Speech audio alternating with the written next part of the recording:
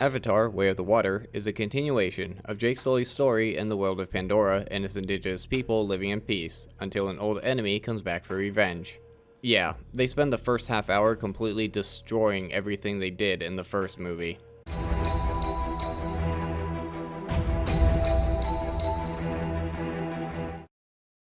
It starts off with an aerial view shot and Jake talking about how dangerous Pandora is, and oh look, Neytiri's pregnant, and gives birth to Jake's child Netaim, although I don't know how he could have impregnated her since Jake is a synthetic body that was made in a lab and he had his consciousness transferred into it. Anyway, they also adopted a daughter that was born from Grace's avatar body, that not only is also synthetic, but is dead, because the stupid soul transfer thing didn't work, and now Grace is dead. So how the hell did that happen? A daughter whose conception was a total mystery. So bullshit. Got it. Also, apparently the MPA considers boobs to be PG-13 as long as they're alien boobs. But I still can't show it because YouTube would freak out. And I guess they have 4 kids now, because why not? Turns out when the humans got kicked off the planet, some of them did stay behind, but I don't know how they kept everything running for about 15 years without funding or research, since Parker probably isn't sending funds to keep things running, and I'm pretty sure the Na'vi aren't any help. I know it was 15 years because this kid named Spider was left behind as a baby because babies can't go into cryo capsules and was raised there. So he stayed in the lab his whole life, or do they have respirators for babies? Why do they have respirators for babies? Why are people having kids there? What is happening? Anyway, he hangs out with Jake's kids and Neytiri doesn't like that. Then why did they let some people stay behind if she had such a problem with it? We are 5 minutes into this movie, and they have already introduced several plot devices that destroy the narrative coherence, and you know they aren't going to answer the questions that they raise. Why do they have a camera if they don't like I don't care. This dragon looks like Jake's original one, so what happened to the bigger one that is now bound to him? Oh no, the humans are coming back, and just to show that they're still evil, I guess, the ship destroys a huge amount of forest, this rhino thing, and these 3D tech hyena things. I don't remember their ships doing this much damage in the first movie, but okay. Then it skips to 1 year later, with a view of someone waking up, and it turns out it's Quaritch in an avatar body with all the other main bad guys. Because before the final battle from the first movie, they backed up... God damn it. They backed up his memories and personality and sent it back to Earth to be downloaded into an avatar body that Parker's company was growing, so that if the real Quaritch died, his avatar clone could come back to Pandora and work recon to get close to and get revenge on Jake.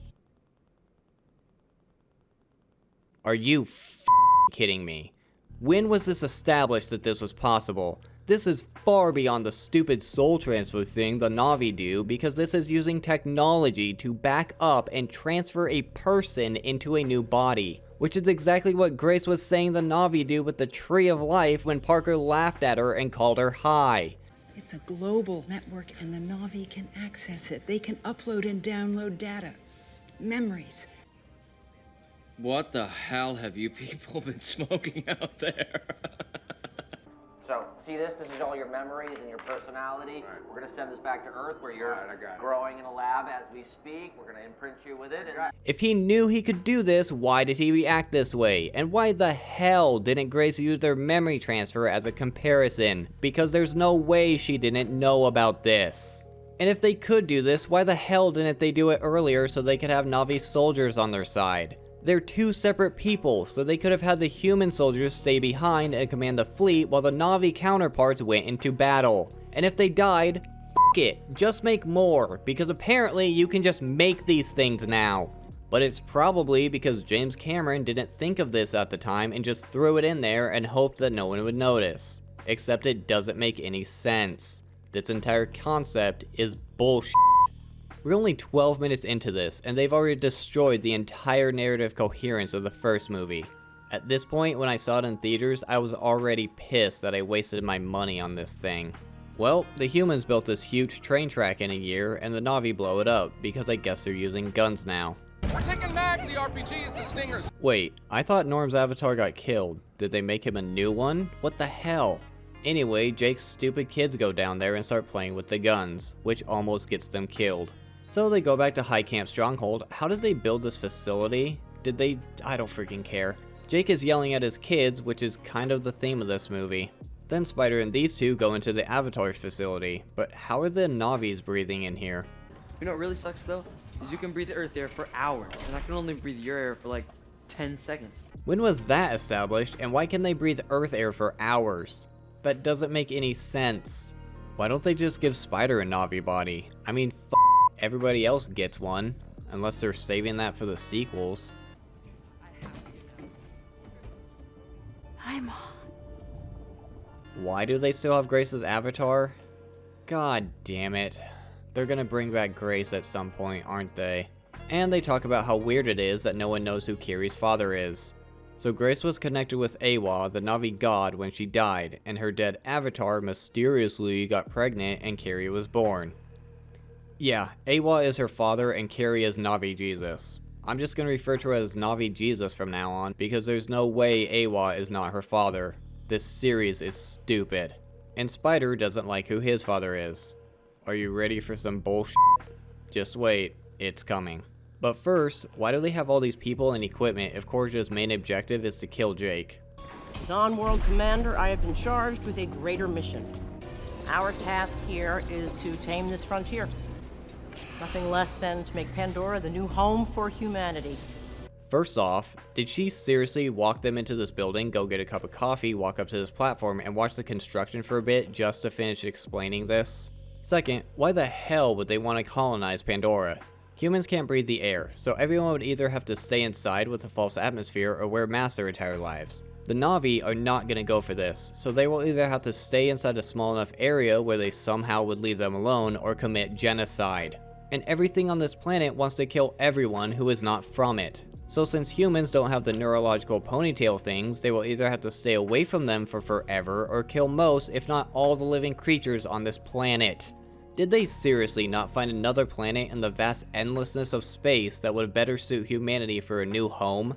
We have planets that we know we can do this with now. You're telling me they're not gonna know about these or find more in 100 years? And you can't use the "they're too far" argument because they have cryo chambers, so it doesn't matter how long it takes to get there. This doesn't make any sense. I hate this movie. Then Colonel I don't know who briefs Quaritch on Jake's raids on their facility, and where Jake's base is, and how the dragon things attack anything that they don't perceive as indigenous. So Ava Quaritch and his team are gonna try. So they're supposed to blend in. This somehow works, even though they have humans with them. Also, they're supposed to be blending in. Why the hell are they dressed as Marines? No one knows who they are or that they're here. Why are they giving themselves away like this? I would ask if it would make more sense for them to dress as a Navi, you know, to blend in, but nothing else makes sense in this movie, so why would this? Meanwhile, Jake's stupid kids and Spider go where they're not supposed to, and they explore while Navi Jesus plays with the wildlife. Oh look, the stupid jellyfish sees her back. She must be super special. Kitty. Kitty. I was doing that thing again, wasn't I? Sleeping? It looked like she was sleeping. Oh no, the Avatar squad is there and Ava Quaritch finds his dead body, and the kids find them. Loek tells Jake, with these communicators I guess they have. Screw it, yeah. And since these dumbasses suck at being quiet, they get captured. And since Ava Quaritch has human Quaritch's memories, he recognizes Spider as his son. Yep, Spider is Quaritch's son. Which how and why? Since Avatar Quaritch recognized Spider, or Miles as his real name, this means that human Quaritch was aware of his existence during the first movie, but he never so much as breathes a word about him. One of the main complaints I had about this character in the first movie was that he had no motivation for being an asshole. He was just an asshole who liked to kill things. I even mentioned one idea that could have given him motivation to hate the Navi so much was that he could have had a brother or son who was killed by them. Because you know what would have been a good motivation for him? His son! And here he is reunited with his father. The unfortunate thing is that Stephen Lang does such a good job with the facial expressions and motion capture of a father reuniting with the son he thought he would never see again. He drops the tough soldier act, softens his face, and even kneels down to his level. I'm not mad that they put this child in here or even that they made him Quaritch's son. I'm mad because they established that Quaritch was aware he had a son and cared about him, but never introduced him until the second movie. It shows they just retconned him in here just to give Quaritch some kind of reason to not kill Jake's stupid kids. I mean, come on. Even Scream knew how to introduce a previously unknown offspring properly. Sam Carpenter from Scream 5 and 6 is the daughter of Billy Loomis, the original Ghostface from the first movie, but Billy never mentions having a kid, and his girlfriend, Sidney Prescott, doesn't do it with him until the night he dies, but she is not Sam's mother. This is because Sam's mother was in love with Billy during high school but was dating someone else, and Billy cheated on Sidney with her and got her pregnant. So she lied and said her boyfriend and eventual husband was Sam's father and kept it a secret from everyone, including Billy, until Sam found out when she was 13 by reading her mother's high school diary. So the reason Sam is around during the events of Scream 1 but Billy never mentioned her is because he didn't know about her, and the only person who knew the truth kept it a secret and wrote it in her diary. It's not a perfect explanation, in fact I find it kinda dumb, but it's still better than this. Billy's not a loving father who never mentions his kid for some reason. He's not trying to go to any lengths to give his daughter a better family life than he had, and he's not dressing up as Ghostface and killing people for the betterment of his kid. He's doing it for his own selfish reasons because he doesn't know his daughter exists. And the reason Billy knows about Sam in Scream 5 and 6 is because he's a figment of her imagination and not really there because he's dead. You know, it's really sad I'm using Scream to explain to James Cameron how to properly implement a previously unmentioned offspring into a series. What the fuck?